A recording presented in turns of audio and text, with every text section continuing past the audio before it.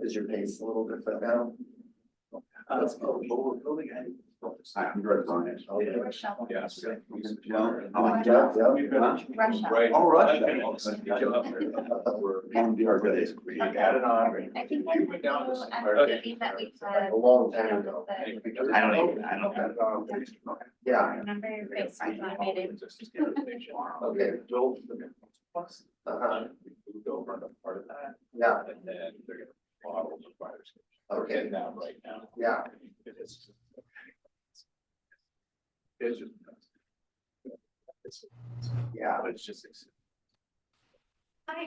Well, Yeah.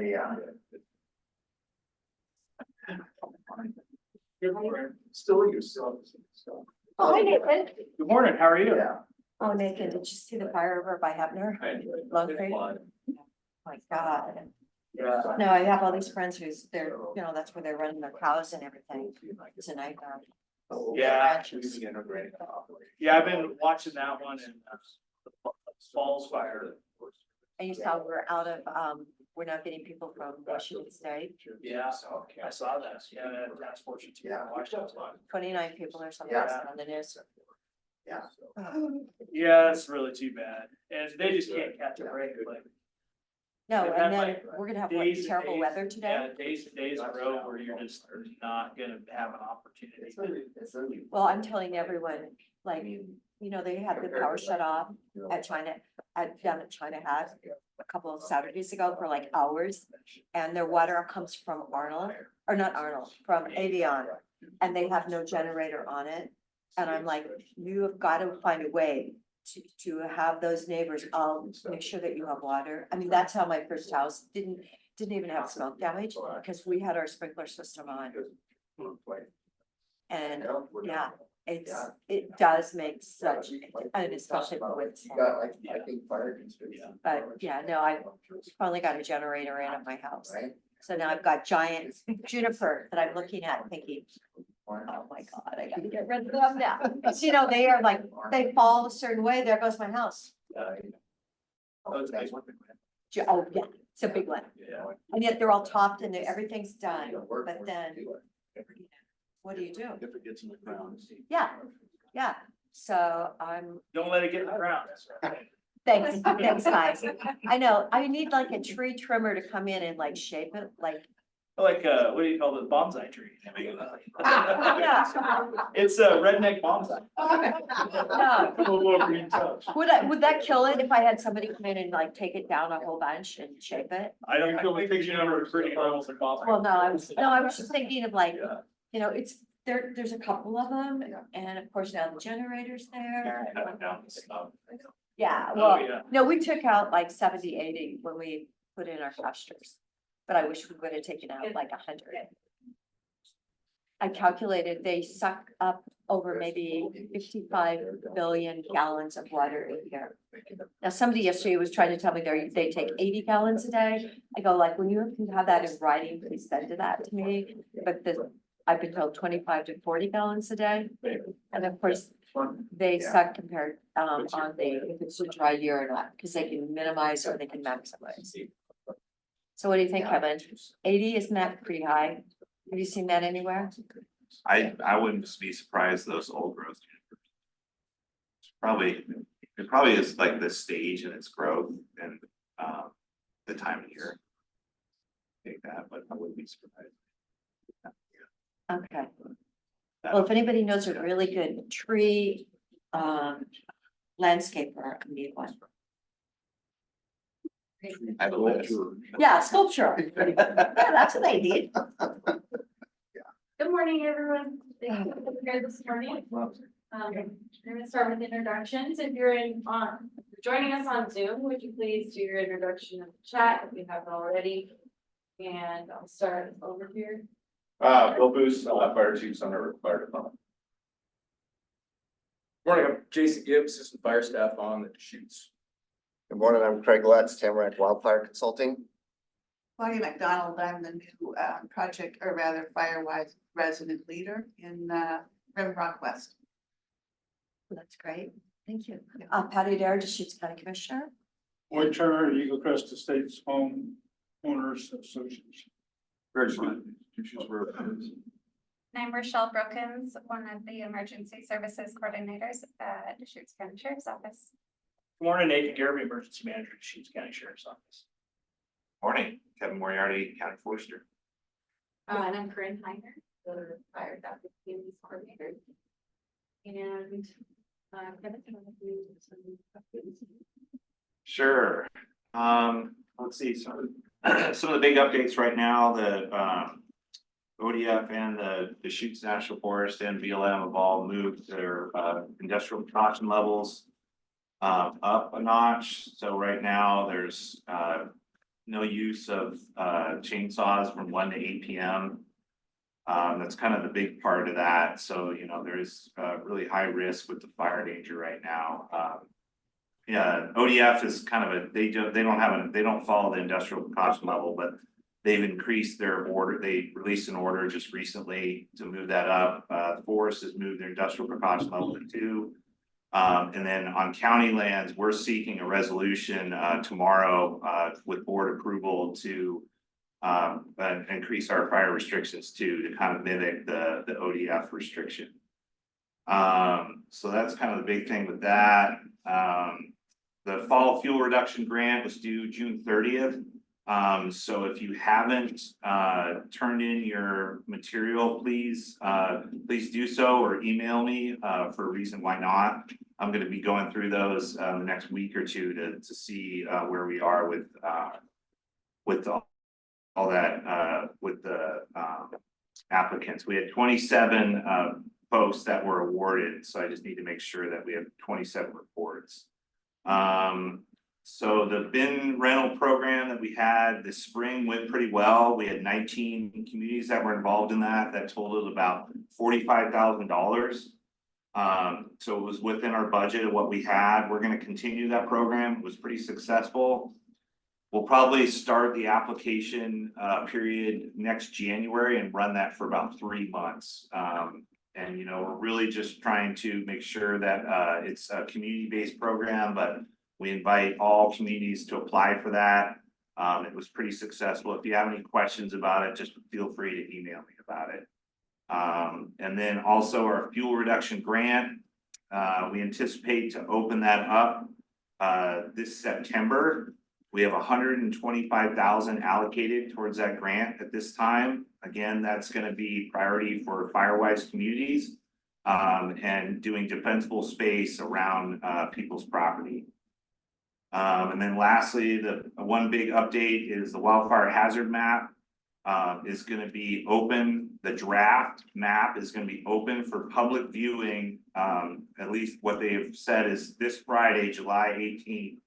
On Oregon Explorer. So you can find that, you can Google Oregon Explorer pretty easily and you can look at that map, and the comment period will be available from July 18th to August 18th. So that's going to be the public comment period for the new wildfire hazard map. There are going to be 3 public hearings for that. And there was a press release that went out on that. The first one, July 31st at 10 a.m.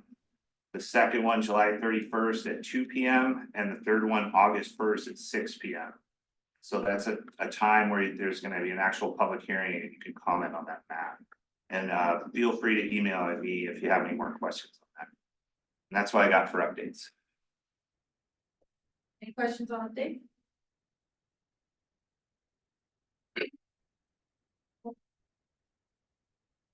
Okay. So today we have Horace Ward, Senior Emergency Management Specialist for Pacific Power. He's joining us virtually, so he's going to do his presentation over Zoom. Are you with us, Horace? I am. Can you hear me? Yes. Perfect. All right. Hey, good morning, everybody. Horace Ward here. Apologize for not being there in person today. Our emergency coordination center is activated for a couple large fires nearing our infrastructure in California and Utah. So we've been mighty busy working that, but luckily I was able to break off from that to be here virtually. Anyway, let me start sharing my screen, and we will head on through the presentation.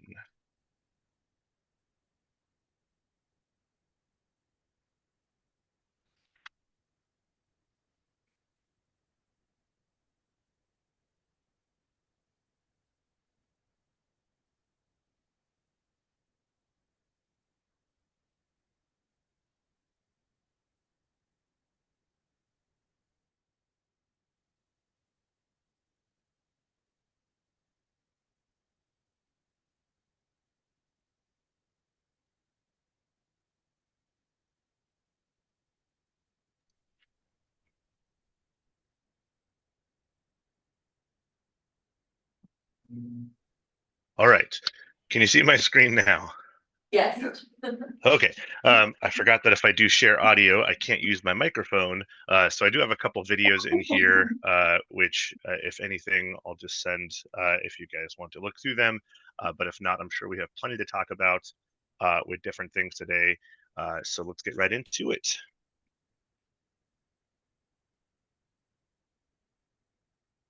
All right.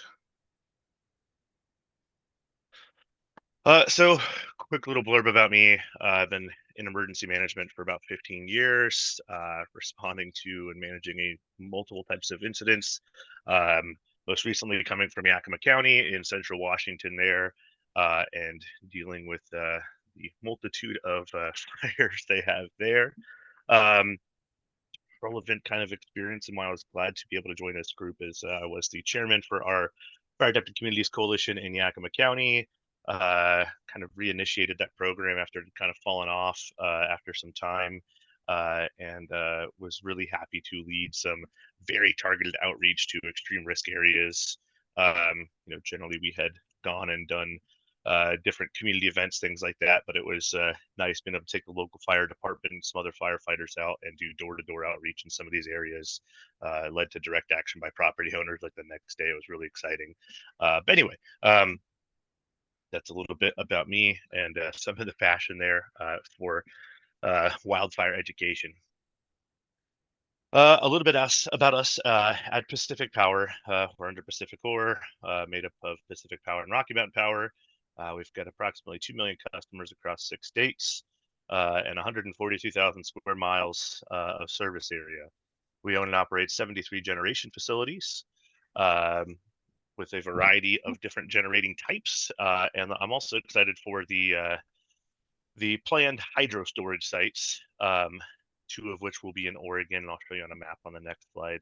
But those are going to be nice, as well as a nice mix with the different renewable energies that we're utilizing. As well, we've got about 16,500 miles of transmission across 10 states, and 64,000 miles of distribution line across the 6 states that we serve. Anyway, really just try to paint the picture. We've got a lot of stuff across a diverse range of the territory here.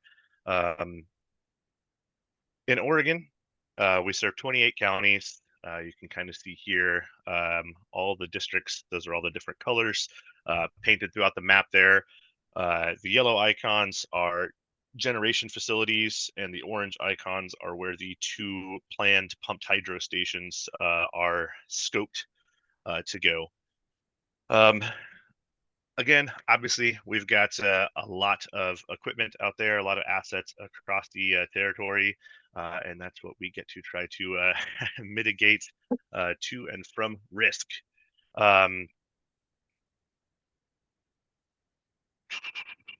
Okay, I think that covers it for us in Oregon there. Obviously, we serve Bend, Madras, Redmond, into Prineville. Got a pretty good hold in Central Oregon there. We also feed a number of utilities around us as well with our transmission. Our team is continuing to grow, which is exciting. We just brought on are an access and functional needs program manager, which is an exciting position because we've been pushing for one for a couple years now. So glad to have Lisa move into that position. She's got a number of years of experience in working with customers with access and functional needs. And then as well to combat some of the fire response things we have going on. We're building out our operational response specialist, which is really going to operate under an alert and warning center, which is exciting. That takes those duties and puts them in a 24/7, 365 kind of role instead of us emergency managers covering 3 states on duty uh, during that same time frame. So it's going to help spread out the work a little bit and help us stay on top of things and communicate that much better. Um, Currently, we've got 3 primary emergency managers on the Pacific Power side. Myself, I cover from Clatsop County out to Alawah County and 4 counties in Washington. Jackie, who hopefully you all are familiar with at this point, covers Central Oregon and the Willamette Valley all the way out to Lincoln City. And Tyler covers Southern Oregon and Northern California.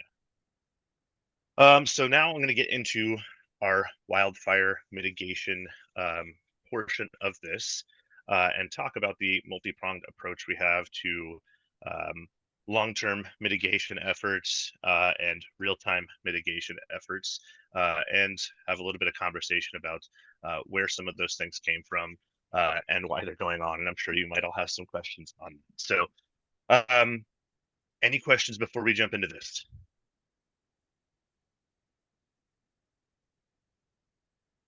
All right.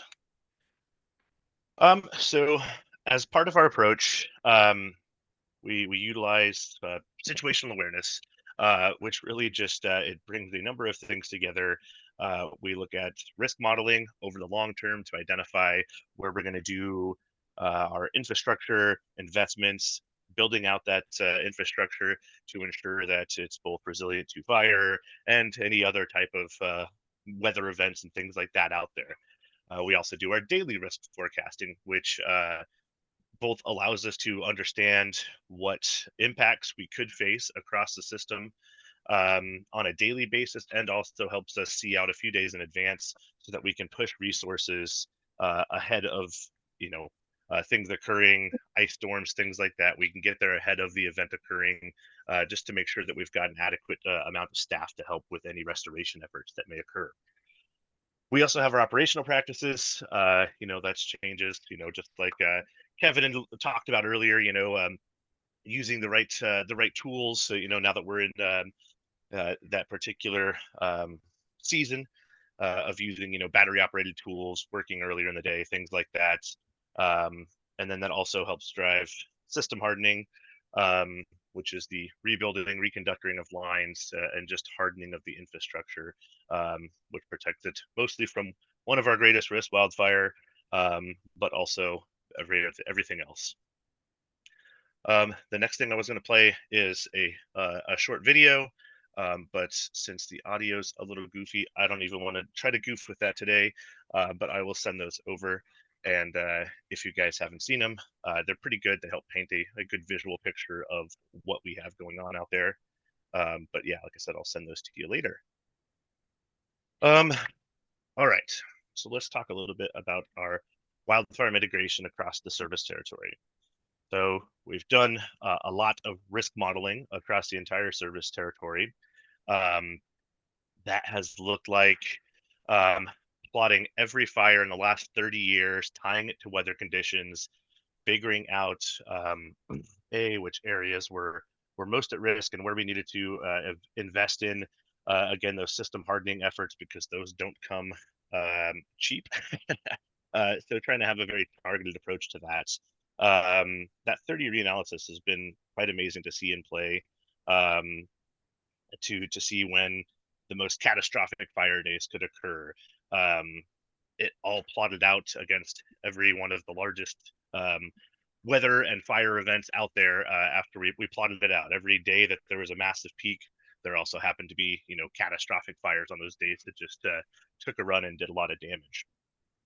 We also have the 24/7 monitoring for fire weather conditions. We implement operational practices such as elevated fire risk settings, which is where we turn our recloser devices. If you've ever had your lights flicker outside of fire season or any time during the year, that's generally a recloser. That means maybe a branch has hit a line, things like that. It's caused a small fault in the system, but the system will self-heal with that recloser. It'll try and close in 3 times to try and, again, close it and keep the power on. That also brings the opportunity for sparks and things like that. So during fire season, we'll put a lot of our circuits into those elevated fire risk settings, which pretty much means when that tree branch touches the line, it's kind of an instantaneous fault. The power goes out. We've got to go out. We've got to survey just to make sure that we aren't adding to the wildfire cause problems out there. Hopefully, again, at this point, you all are familiar with the term public safety power shutoffs. It is a tool used by a number of utilities in the West and soon to be utilities across the United States. That is, for the most part, a pretty strategic program that's before a fire. Multiple days out, we can kind of see the conditions coming together and culminating to say, hey, this is an incredibly high risk day. It's not just red flag, it's beyond that. And this seems like the most the safest option for us to, again, mitigate from that cause of that ignition source. A recent one just this year is the wildfire encroachment or emergency de-energizations, where we are monitoring all active fires within 10 miles of our assets and evaluating them for the potential impact to infrastructure. That looks like a few different things depending on where we're at, but for the most part, especially as that fire gets closer to assets, we have a field responder out there kind of assessing that risk, but there's also the potential for kind of a remote de-energization to mitigate that, and a lot of that comes from we've seen it in the news, but when there's a fire, whatever the cause may be, and if it affects the power lines, there is potential for that to exacerbate the situation and make it much worse for those fire responders. It's also we've seen in recent history, live lines coming down. That could obviously impact the response as well. Things like that.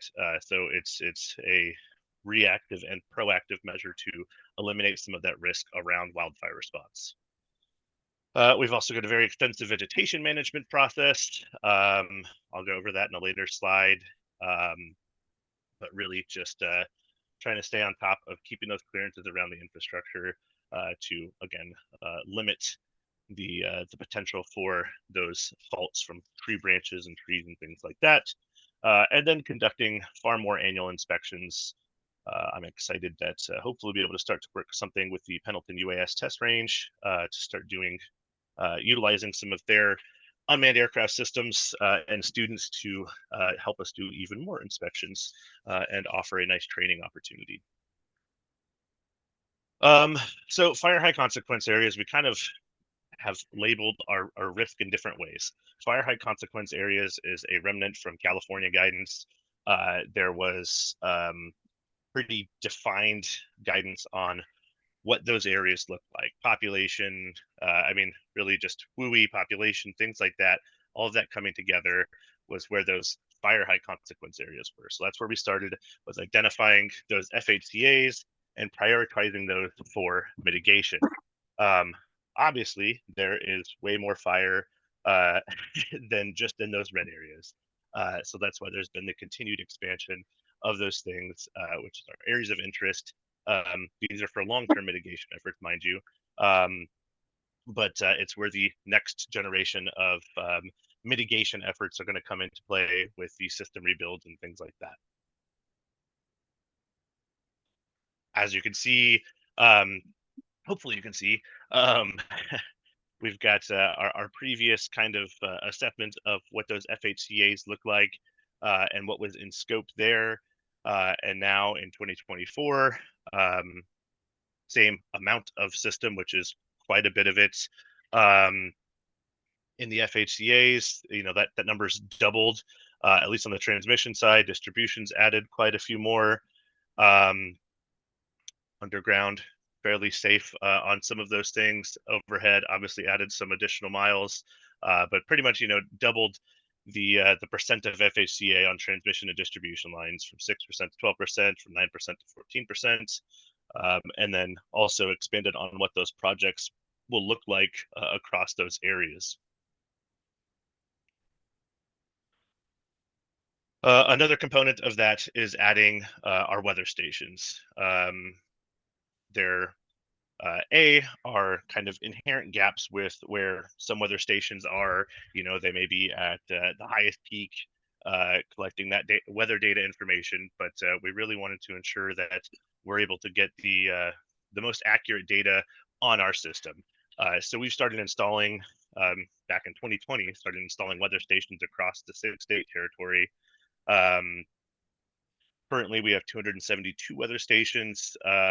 Actually, possibly more since this this number had been added, and as the year's projects have progressed. But anyway, as you can see, all the black dots are our owned weather stations. They provide a lot of fantastic data that both helps our meteorologist identify where that risk is going to be, and provides really fantastic data. If you haven't played with our pacificpowerweather.com site, I would suggest doing so. You'll be able to filter that down to the weather stations that you're interested in, and actually kind of see what that might look like.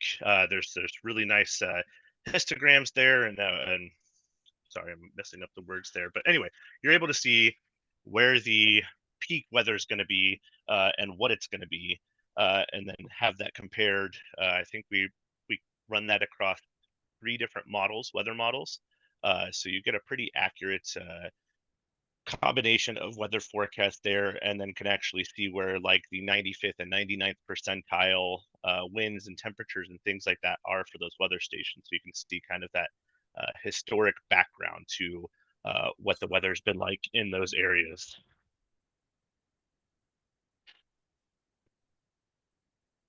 I just want to make sure people are able to hear me still.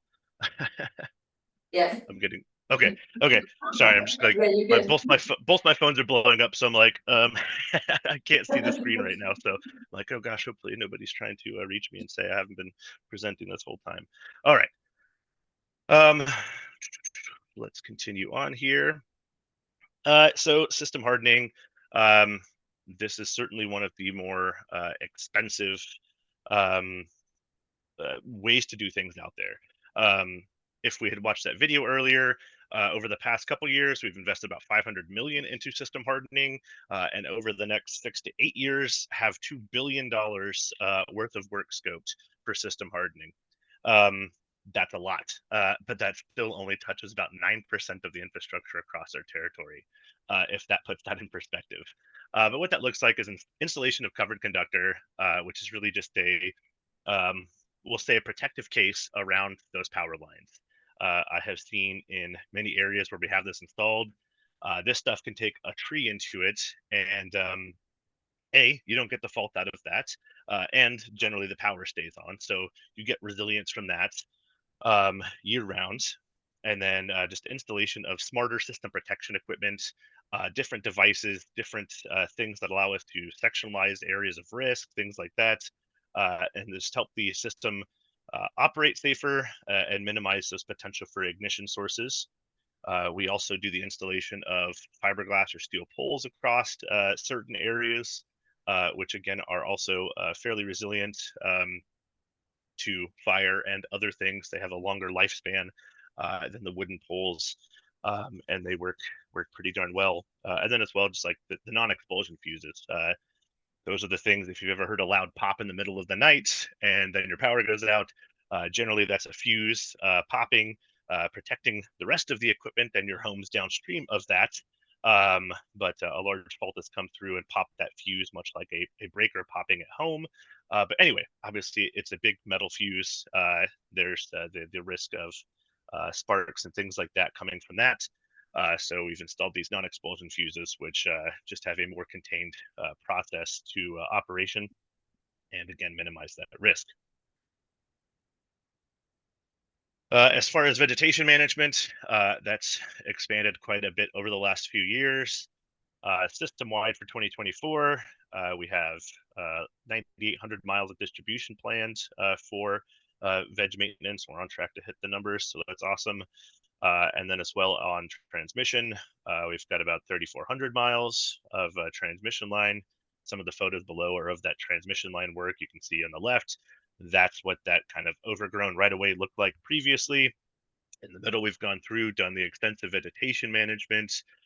And then the final picture is just kind of the ongoing maintenance of that. So it's keeping down a lot of that large vegetation and keeping smaller, more manageable vegetation around those transmission right of ways. Hopefully they can also operate as great fire breaks, but that's just the old firefighter. And then as far as Central Oregon for vegetation management, we've got 150 miles of distribution planned and 260 miles of transmission planned, and are on track to hit that as well. And then another component to all of that is making sure that people have an understanding of what's going on out there, how the investments are being made, things like that. So we do host a number of those wildfire mitigation forums. So hopefully some of you were able to attend that event in Bend last month or in May. But we'll also go out and do different community events, things like that, and just have the ability to have that kind of one-on-one conversation with customers and community members that have questions about what that looks like. We also hired a dedicated wildfire mitigation communications manager. So she's really helping us put some great things together that, again, are just going to help communicate that to folks. And again, just dedicate somebody to that position. And then we also do twice yearly customer surveys to kind of gauge how effective some of that outreach has been, and figure out kind of where to tailor our communications plan for the next year going forward. Next, I'm going to jump into our weather and wildfire response. So this is more of our active day-to-day kind of mitigation and response efforts out there. Before I get into this section, though, any questions on what I covered previously? Hey, Horace, Kevin Moriarty. Hey, on those weather stations, what data are you collecting? Is it similar to what you'd see on like a RAW station, or is it just wind and temperature mostly, or what's the? I if I could play the video, one of our meteorologists does a good job. But humidity, wind, gusts, precipitation, humidity, if I didn't say that already. But they're pretty advanced stations. I'd say they're more like the stations that you'd have, like an airport, DOT stations, things like that, that are collecting multiple types of information. Okay, thank you. No problem.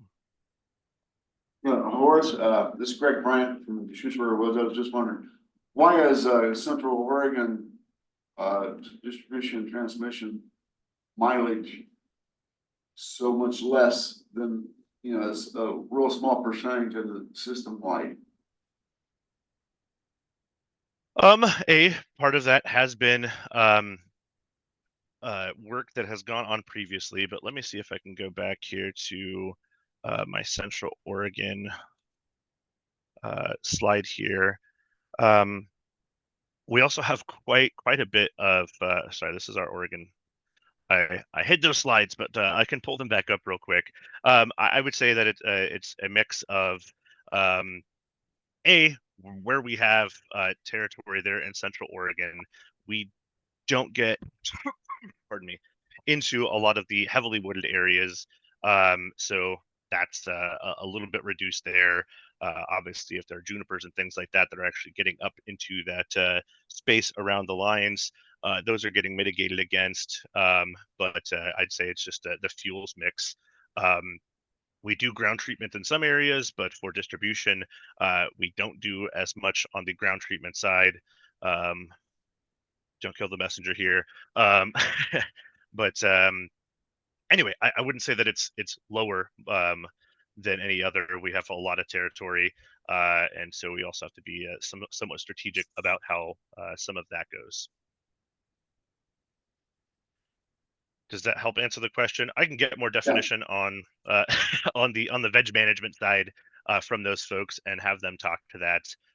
But I know when I asked that question before, again, I come from Central Washington, so while we don't have the massive junipers like you guys, we do just have a lot of sagebrush and grass there. And so I'm like, okay, why isn't this area? Why aren't we doing more here? But then you look at Northern California, Southern Oregon, et cetera, where we've got a lot more, heavy timber and crazy terrain. It's somewhat obvious, and just the fire frequency down there as well. Anyway, with that being said, I wouldn't say that the numbers for Central Oregon are less than anywhere else, and a lot of to accompany that as well. Sorry, let me go back to find the right slide here.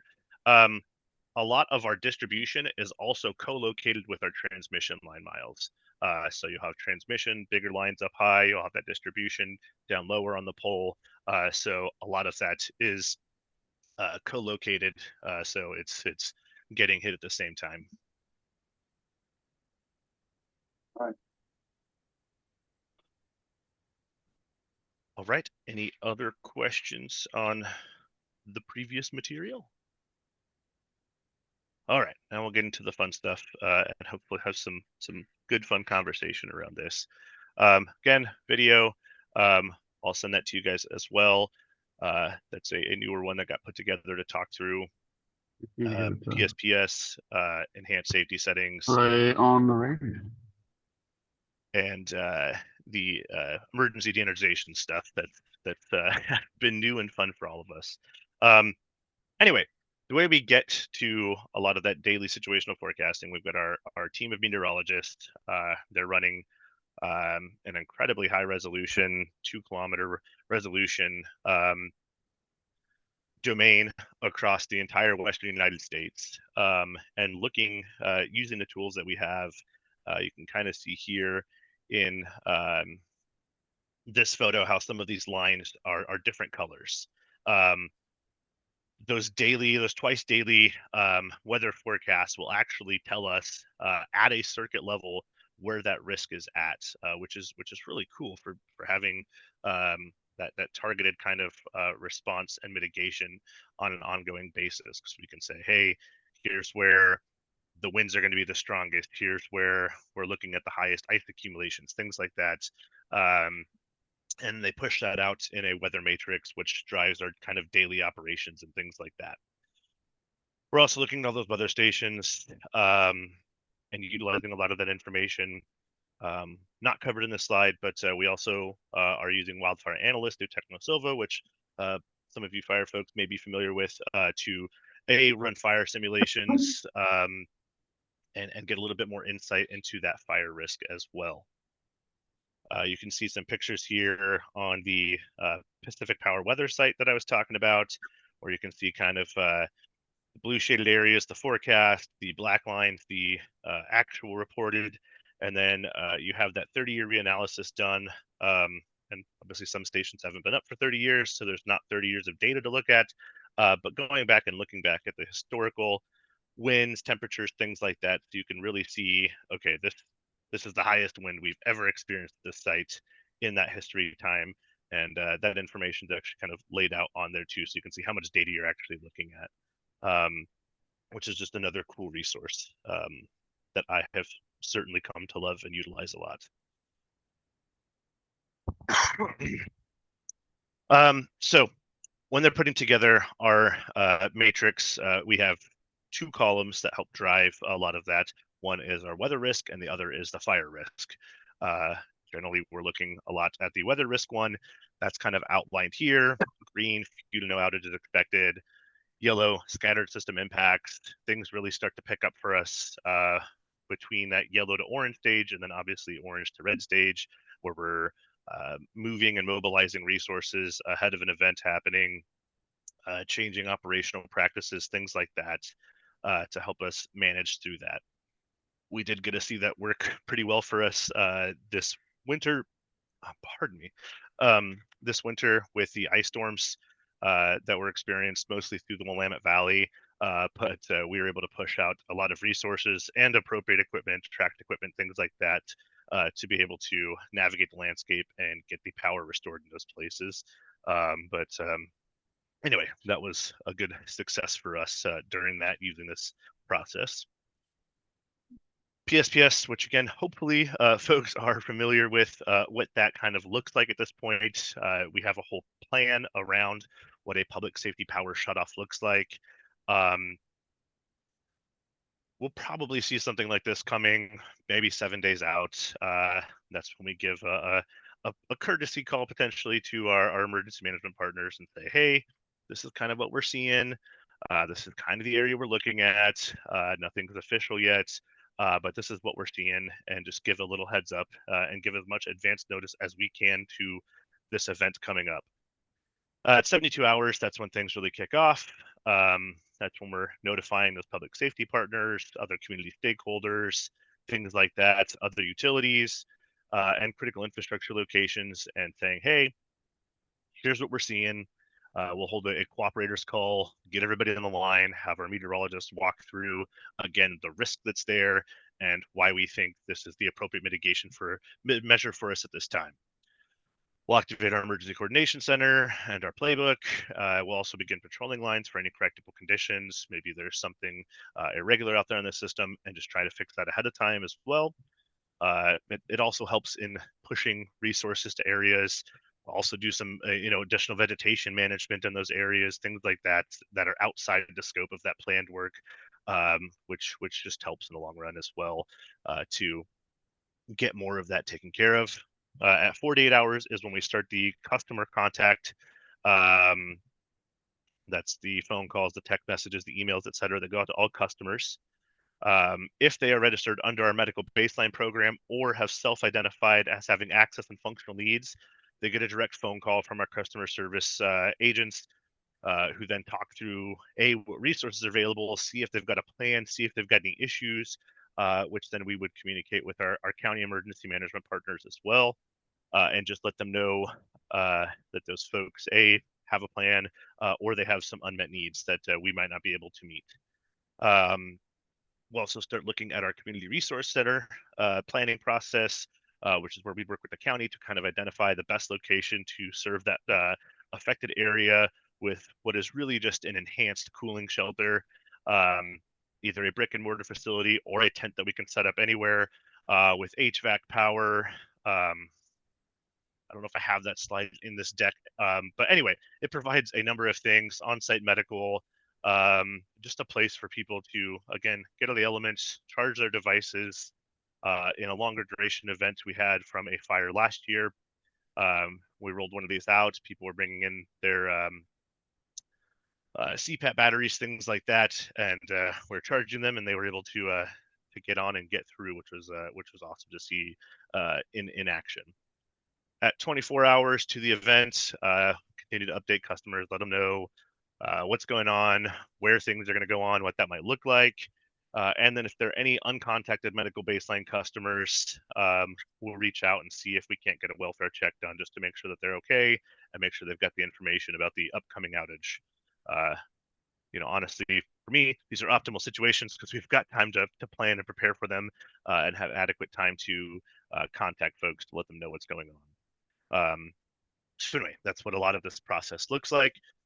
And then as we get into the execution phase, those circuits, which are generally, out in that, extended wildland urban interface,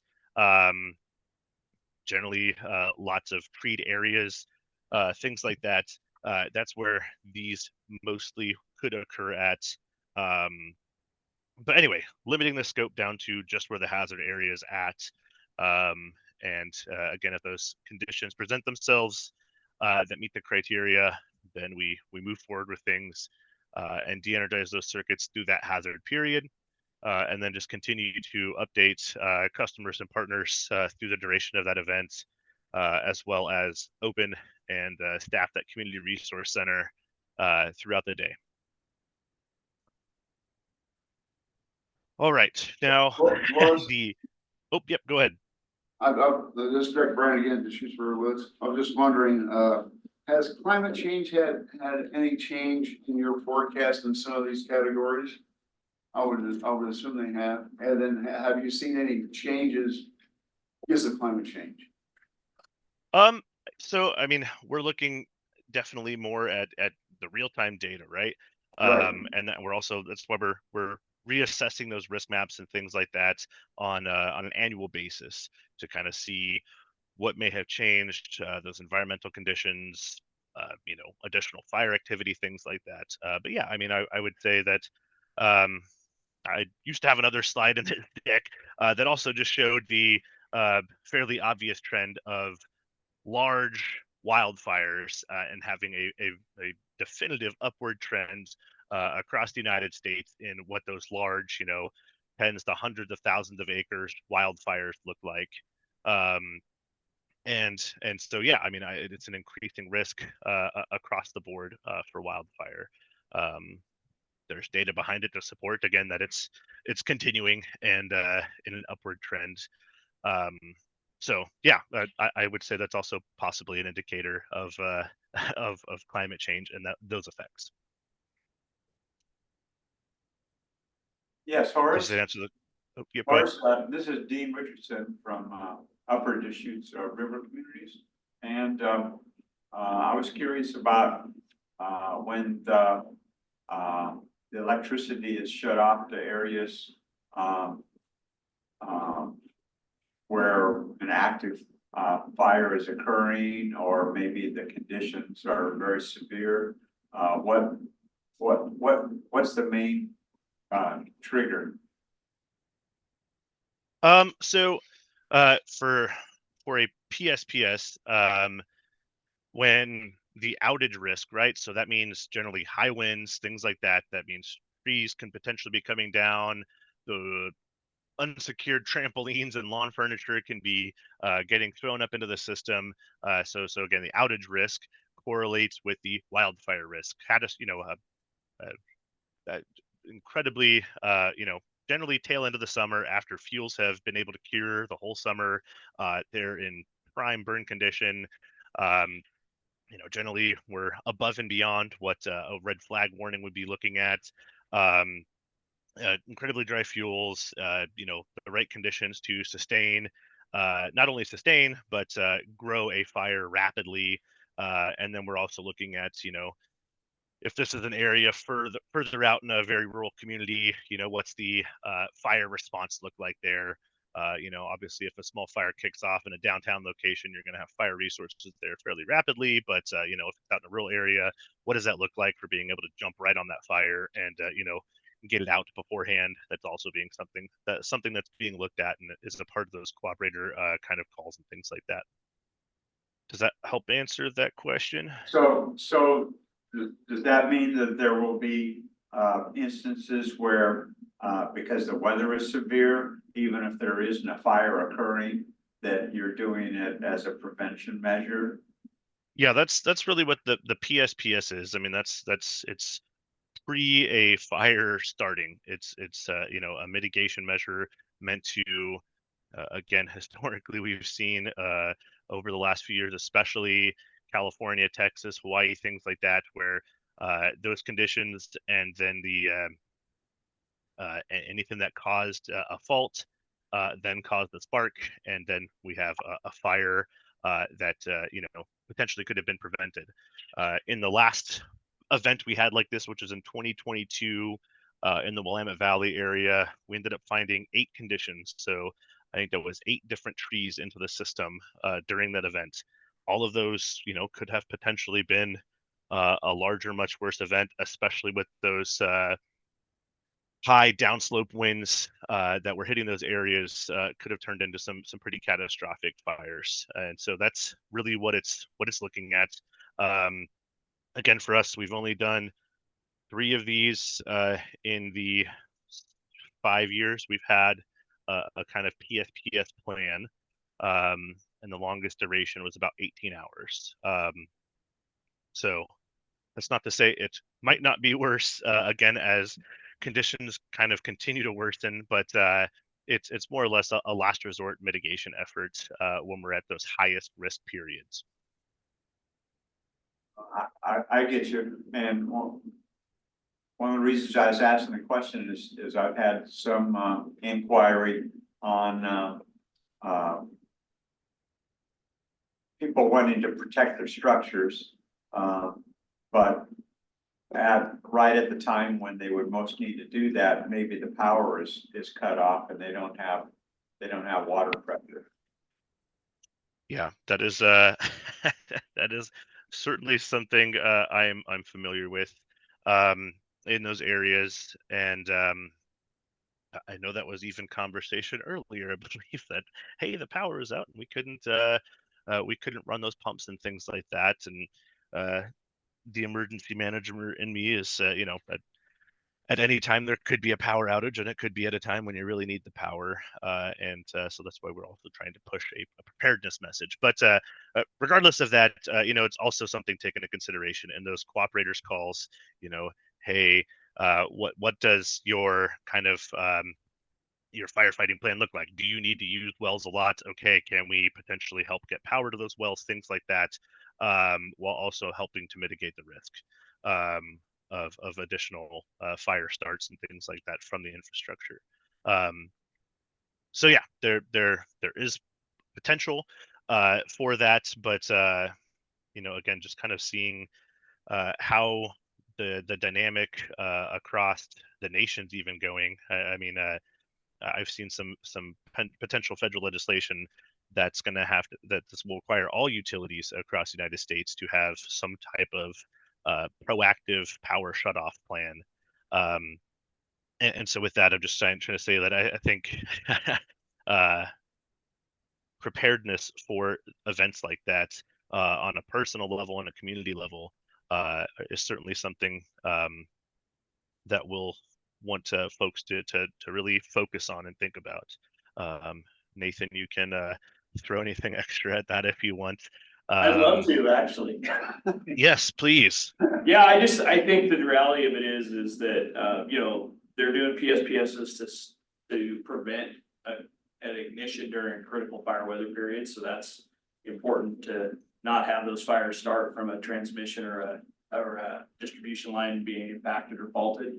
And so I think it just reinforces the preparedness message that we try to educate year round on is don't take those critical lifelines for granted. So power, communications, the grocery store, transportation, all those things can be impacted by a disaster of any type. And so I think developing mitigation strategies, both personal and community wide, around how to deal with it when those things don't work right is really important. And then I think on the Project Wildfire side, home hardening defensible space so your house can stand alone without having to put water on it is probably the very best tool. I mean, if you think about, there's lots of examples where the mitigation strategy you can do around your home can prevent it from igniting, without any water applied at all. I think that should be the target for us as a community. And then I think that would then minimize the impacts of these events.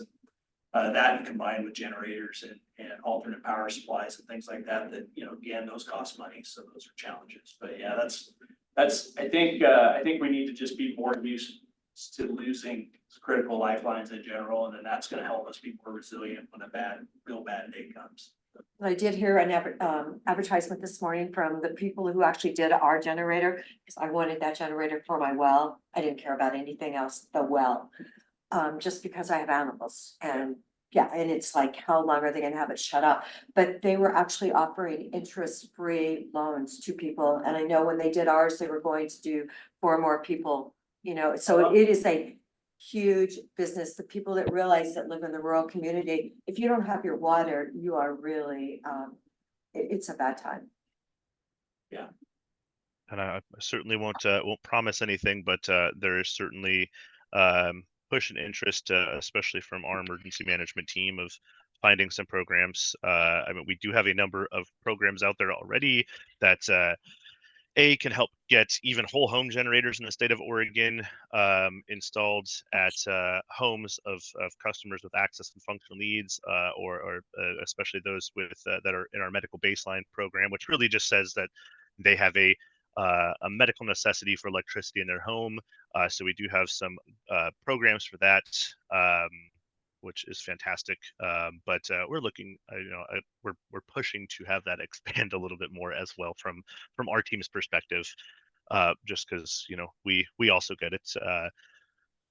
I also had I've got multiple large batteries and a tri-fuel generator at my house to again, just in case we have a long power outage. The longest one I've been through so far was about 80 some hours, and anyway, adapting and overcoming. Again, it's certainly great to have, and it really sucks when power is not there.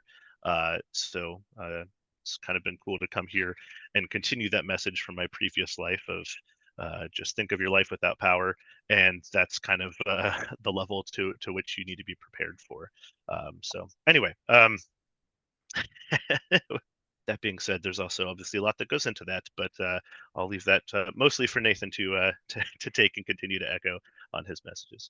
All right, now we'll talk to something that's been new to us in the last couple months. And Nathan, I know you and I have had some conversations on this now, but emergency de-energizations. This is a new policy that came from very high up in the company, all the way at the Berkshire Hathaway level, and came down to to mitigate the risk of so this is when there is an active fire and that fire is encroaching on that infrastructure. We've now seen on a few instances where that fire moving towards the infrastructure, as it starts to impact the infrastructure, if it's not de-energized, it can greatly exacerbate the situation, making the response that much more difficult. If you can kind of see here on the map, we've got those two fire simulations heading towards that transmission line. It's hypothetical, but if those fires came, or if they merged at that line and caused a fault, there is the potential for a fault or a spark or ignition source further downstream of that to occur, which would again then add another fire or some additional complexity to that incident. That is one of the main drivers to this, is to not make the situation worse. Now granted, that being said, it's also de-energizing power to those areas, and sometimes larger areas, depending on how the situation unfolds. Right now there's kind of two prongs to this. The first, and I would say more effective, is our field operations folks. They're kind of closely monitoring things, waiting for a new fire start. Then they're getting out there to the scene. They're interacting with incident command there and talking through kind of what the risk is to our infrastructure. And when we get into that criteria to de-energize, minimizing that to just around the fire. Whereas in other instances, maybe there's a fire that's already impacting infrastructure, or is within a certain distance of that infrastructure.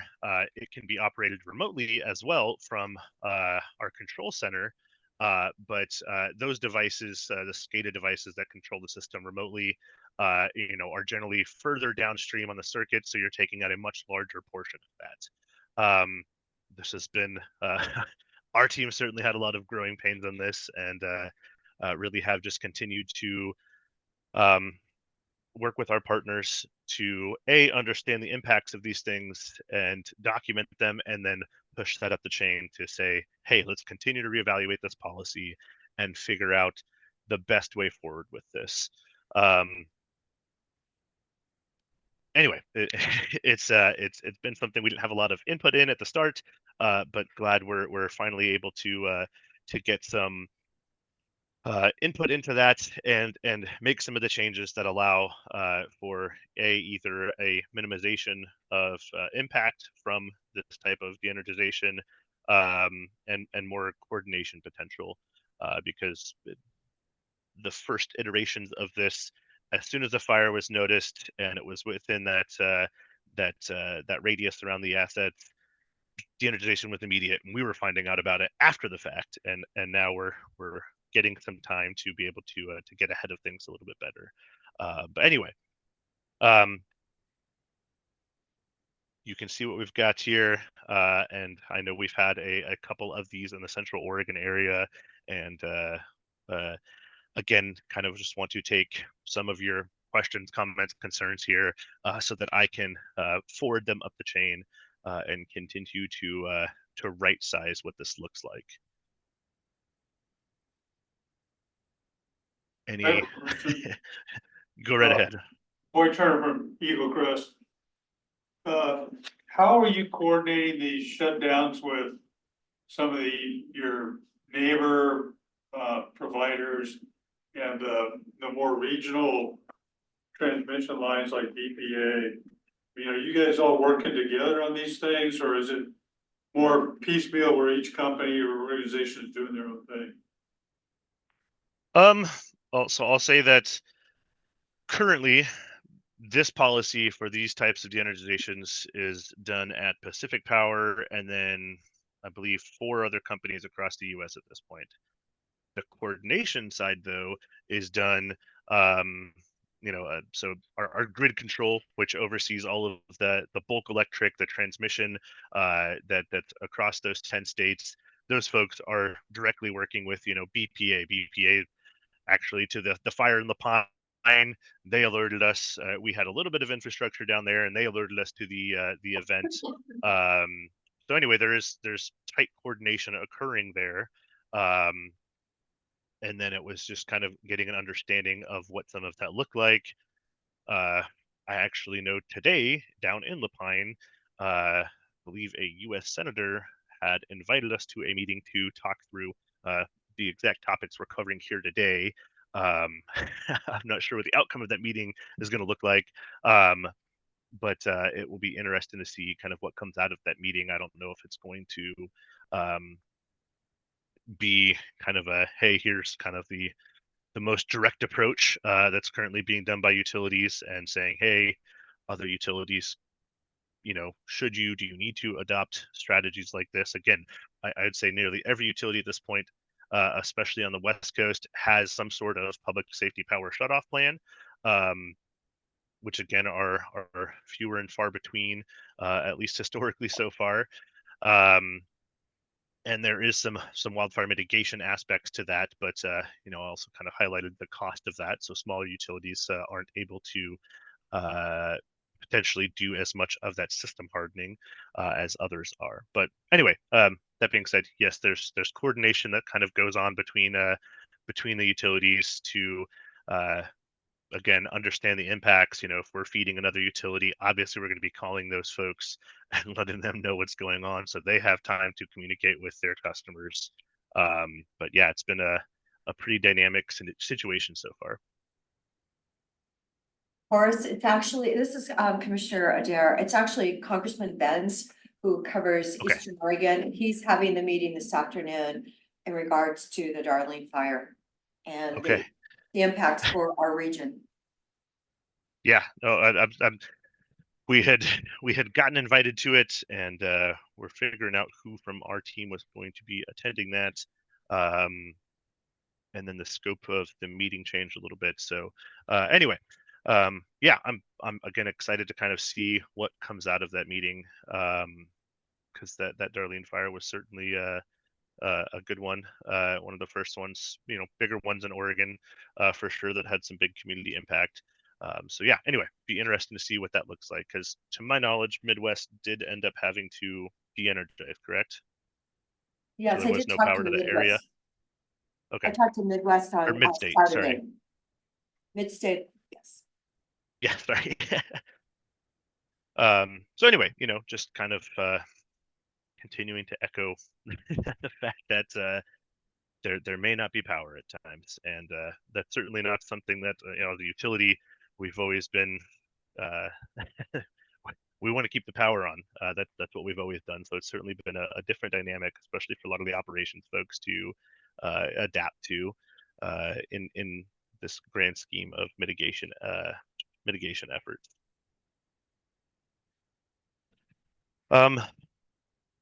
Any other questions, comments, concerns on this portion? Please, please feel free to reach out to me. I'll have my contact info at the end if you have something else that comes up. Again, I've been taking the feedback from our partners and pushing that all the way up the chain and helping to get that kind of reassessed on what this looked like. Nathan, I know you and I had conversations about Redmond a couple weeks ago, and that definitely made it all the way up, and yeah, helped drive some change. So anyway, that's what I'm here for. I'm also just trying to be that point of contact for a lot of you as well, to go through and ask those questions and push that stuff. So anyway, any other questions on? Yeah, this? Horace, I just want to thank you for your taking that feedback. I know that Jackie was unavailable that day, so you fielded the phone calls for us, so we appreciate that. And yeah, look forward to see what comes of that. So thanks for being receptive. Yeah, absolutely. It's again, it got given to us and said, here, figure out how you're gonna how you're gonna deal with this. Obviously we try to be pretty good about communicating with our partners when we see something big on the forefront, big storm, something like that, impactful, and just try to say, hey, there is potential for outages, things like that. So this would be a good opportunity to ensure that generators at those critical facilities are in place. But yeah, this one's kind of been getting thrown at us, and it's been playing catch up a little bit. But anyway, yeah. It's going to be a fun fire season. And I use that term very loosely. All right, I'm going to continue to move on here, but if you have questions, please feel free to interrupt. We also do reactive wildfire response. We're currently doing this down in Northern California right now, around the Shelley fire. We've gone out and treated thousands of poles by applying retardant, like you see here in the photos, doing the pole wrapping, doing that additional vegetation management. So, there's we know the fire is going to move through that area at some point, and we're trying to minimize the damage to the infrastructure so that we can either keep the power on as long as possible to assist in that response, or minimize the damage substantially so that when the fire finally gets through that area, we can re-energize and again try to get things back to normal as quick as possible. I'm excited to hear that we're also finally building out our own company. Right now we use different employees from across the company that go and do this work, but building some dedicated teams. We've got some preliminary approvals on that, so excited for what that could look like. But having our own kind of response team that's able to go out and do that infrastructure protection. Any questions on the wildfire response? Any questions on how we work with folks at a local level on these fire responses? Yeah, We do. Go ahead, those mitigation efforts I'm looking at right now during active wildfires, they look good, but it appears that it would be a great challenge to do very much of that while a fire is occurring. Yeah, and I mean that's in some areas, again, like Northern California, luckily the fire growth hasn't been like what we've been seeing with the we'll say grassier terrain, things like that in Eastern Oregon. So we're able to, we'll say, more or less get ahead of the fire and do some of these mitigation efforts to protect the infrastructure. But one of the other benefits of that the team I was just mentioning coming on is being able to go and do, we'll say, proactive mitigation measures like this. So doing that pole wrapping, doing the pole clearances, things like that in the off season of fire, so that they are already in place and protected for the next year. So there's less of that kind of immediate response that's required. So anyway, it'll have kind of a dual benefit there for us.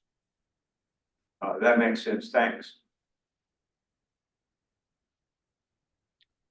And then we also, when available, send one of our emergency management liaisons to go tie in with whatever incident management teams on site, just so that we're able to clearly communicate again, kind of with the team, what those impacts might be, what we're seeing, what we might have to be doing, and just trying to create a better, more coordinated effort to this. Because I feel like historically utilities have, just gone out and done the utility stuff and haven't had much interaction out there with, again, incident management teams and things like that. So anyway, really trying to change that dynamic from our perspective.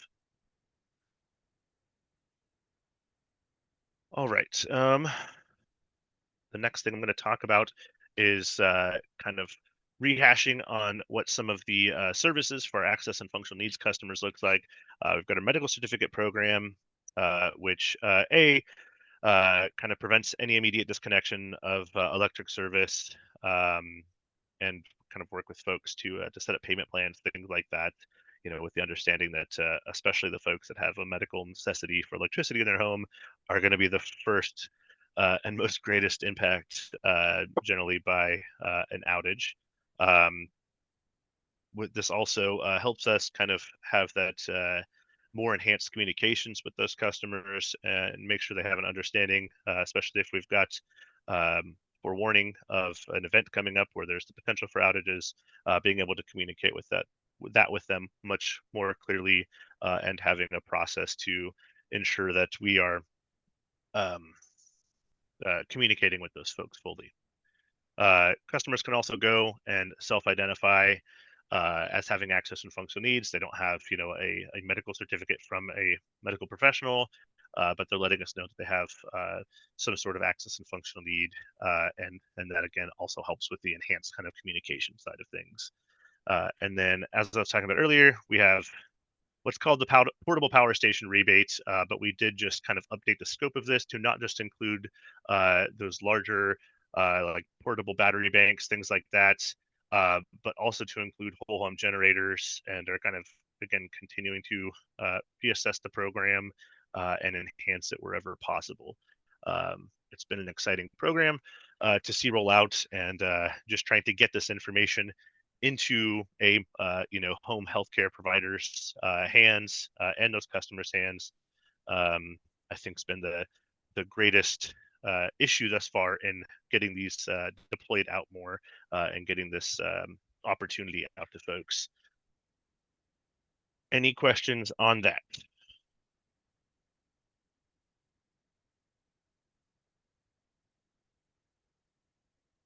All right. And then I will also send some information on the different foundation level grants that we have.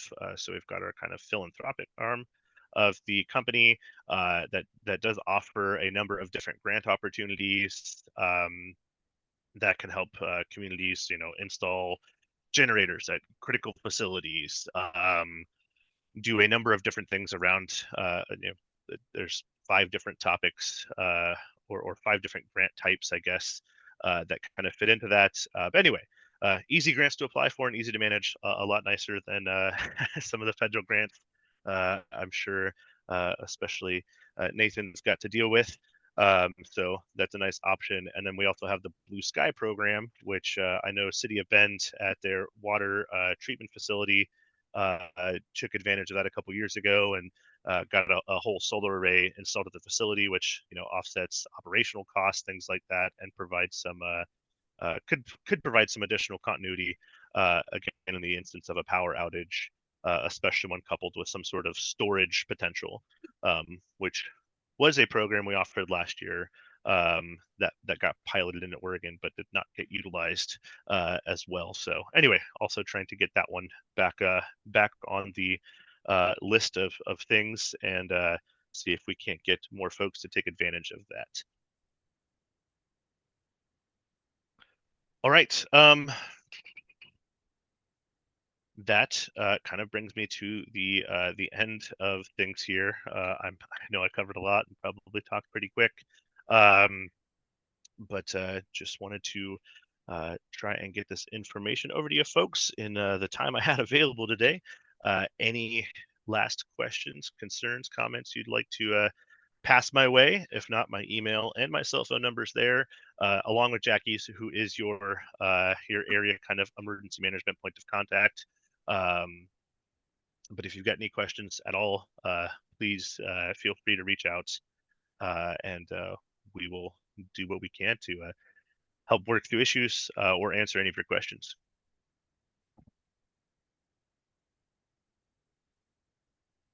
That is all I have. Awesome. Thank you, Horace. Thanks, Horace. Thank you. Thank you very much. Of course. Any questions Thank you on that? all.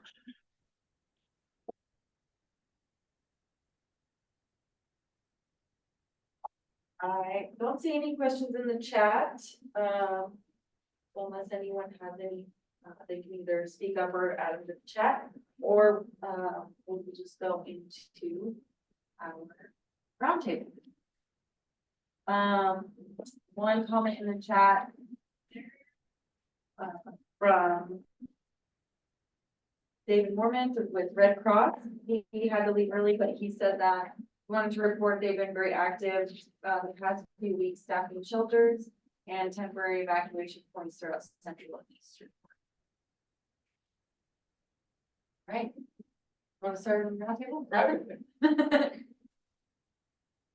I'll just try a conditions report real quick. We're pretty much across Central Oregon in the 95th to 97th percentile in our energy release component, the amount of heat that comes off of a flame front, which is how we base a lot of our matrices. So we're in that point now, and I think we're coming down a little bit from last week where if we get 2-3 fires at the toe of a slope on a hot windy afternoon, we're gonna have a hard time holding on to all of them. As evidenced by Lone Rock, that was just, it took us a long time to get to that. We transitioned with a complex incident management team on that, or they're in briefing now. I think they'll transition tomorrow, maybe shadow tomorrow, transition the next day. And that fire's getting after it. It's on the Umatilla, or will be here shortly. So the part lower down, I think is I mean, that'll be a black spot here pretty soon, but once it gets in the timber, that'll be a long sustained fire, I think. So we're gearing up. We've got a little bit of lightning coming in today, tonight. And then it looks like indices are gonna come down a little bit next week, but it feels like August is early, and we're in the heat of fire season now here in Central.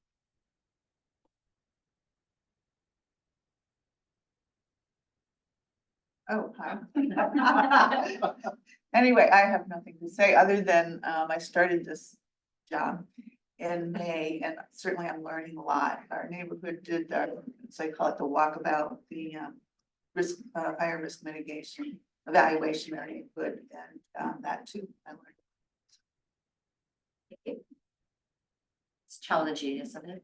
It's more than what I expected. Okay, no, I mean, we're so fortunate because we have over 70 communities now that are firewise communities. When I started, I think it was only 35. So a lot of people have really understood that it's personal responsibility to clean up and do not use bark. That's my story. The main thing, yeah. Yeah, you know, bark can go for miles. In fact, I just had a call from my sister. Her son has 350 cows in the way of the Lone Rock fire. So I just sent an email out to my family and said, if you can get over there and help him get those cows out of there. Yeah, it's really, it's frightening where you can't get it stopped. It's just, and that other fire by Vale, that's what, over 130,000 acres. Or Burns. Yeah. Just north of Burns. Yeah, it's really big. Nothing. Upper Shoots River communities, we have a lot of interest this year in our fire mitigation programs for properties, defensible space, and more people are starting to become aware of the home hardening. Although I think that's still the component that's missing to kind of complete the picture for communities to be more fire adapted. But we opened up our fall season for our reimbursement program for defensible space, and got like over 20 applications first few hours, you know. So, we're gonna max out probably this year. And, people are more aware now than ever. Thanks. Oh, and I had a question on the conditions, because we had a wet spring. Is there a lot more fine fuels? Yeah, it was kind of a late winter, and it felt like it got us back, and the winter was more on average in precipitation, but we were going into that with a 10-year drought. So we kind of felt like we've got some water in the reservoir and we're back on track, but in that long term, we're not. But yeah, that late, our annual grass crop is larger than it's been, you know, especially on the desert east side. And so when we got those record temperatures last week and the week before, that cured all that out in a rapid rate, because the moisture down below wasn't there that you would have in an average year without 10 years of persistent So drought. that's influencing like the accelerated rate that some of them are growing out when they do it at night. You've got an above average annual grass crop, which is a light and flashy fuels. And then the 1,000 hours that will hold fire through the night and get things going again are subject to that long-term drought. So yeah, with the kind of when they were looking at the historic winter and how that related to a potential fire season, they were kind of predicting an average fire season, but that's not where it ended up, and we're kind of projected now, you know, we're at 60 days, something like that, without a wetting rain in Central Oregon. So yeah, without any significant precipitation, it's all kind of lined up to where and when we get it starts, and that will, but the conditions are right for extreme rapid fire growth right now. But up to this day, though, remember who's starting these fires. I mean, today may change because it's gonna be a warning day with dry lightning and things, but man has started like most of these fires that we're doing. 85%. Yeah, and it's higher than, I believe, the historical average. So people have got to start making way more concerned care. I mean, who started the fire over by Redmond? Do we have any kind of a hint yet? You talking about the Caffrey Road? Yes, I am. I know the BLM is investigating it, but I don't want to speak to their investigation. It's human caused, probably. I mean, there was no lightning, so. Right, there was no lightning, was Yeah. there? Yeah, I know. See, it's like people wake up. Yeah. I mean, Yeah, I think we've got the conditions right now where, any spark producing activity can easily ignite something. So a dragging chain, a ricochet when you're out shooting, you know, an improperly, or, you know, poorly maintained vehicle throwing carbon out of the end of the exhaust pipe. So all those things can cause a fire, and there's plenty of fine fuels out there that's receptive, so. Or go hit a rock and there goes. a fire. Yep, exactly, yeah, so. Okay, with me, I've got, I had dumpsters out for 7 weeks, ending June 28th. I got about 400 cubic yards of yard waste left. Then I'll start back up from August the 9th for about 7 weeks. I've got about 25 houses that want their house to be laddered up, et cetera, 100 feet of their house. And that'll be done this fall. I've only got about 12 done already. But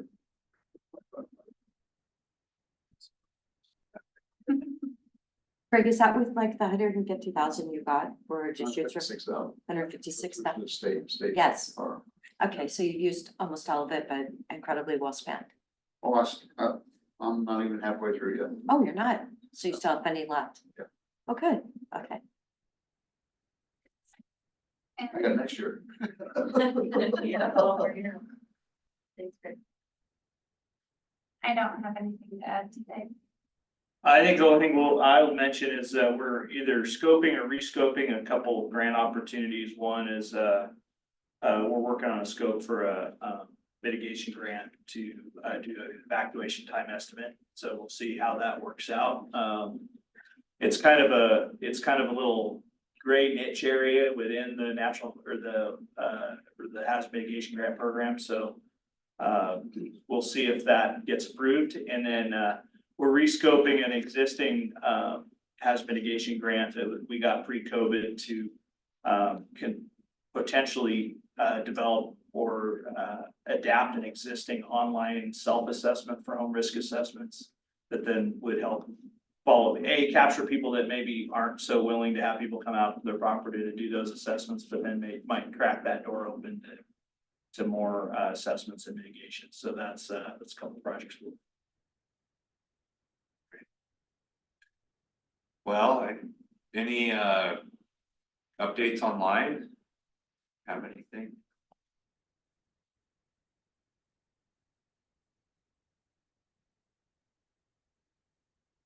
Melissa, did you have something?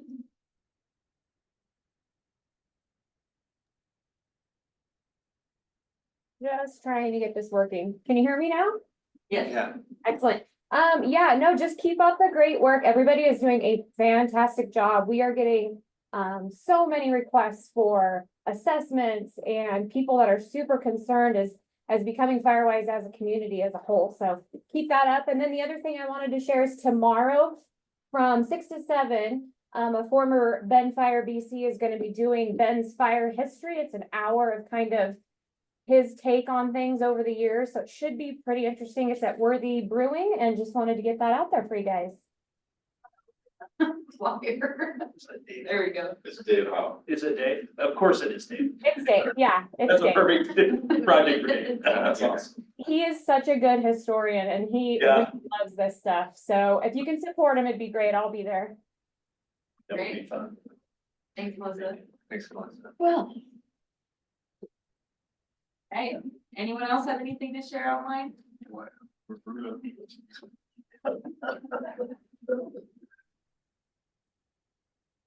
All right, thanks everyone for a great meeting. Thanks again, Horace, for the presentation. I've been in. All right. So these are my cousin Nick. Let's plan it out. I can He lives on Boswell. load up that Okay, app. that's the other side. Um,